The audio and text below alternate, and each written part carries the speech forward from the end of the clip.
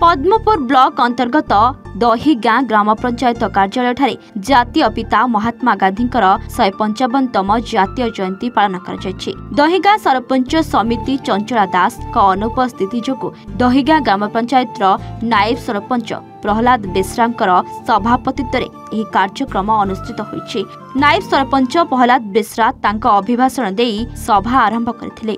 परे पंचायत कार्यनिर्वाही अधिकारी तेज रंजन मेहर तांका अभिभाषण देथिले।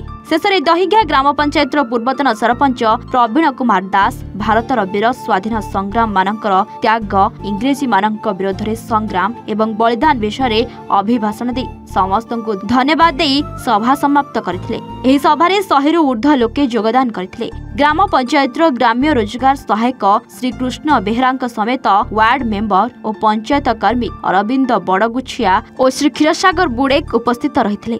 एही सभा समाप्त हेबा परे पंचायत कार्यालय ठारे ग्राम सभा अनुष्ठित करा जाय लोक माननकु विभिन्न प्रकारर समस्या और अभियोग सुनानी होइतला।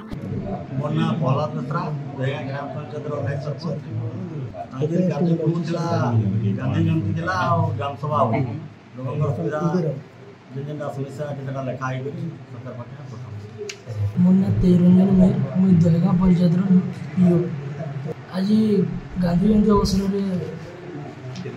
से गांधी जयंती पालन कराला और ग्राम सभा है स्वतंत्र ग्राम सभा डिस्कशन। पद्मपुर निर्मल चंद्र बारिक रिपोर्ट A1 ओडिशा।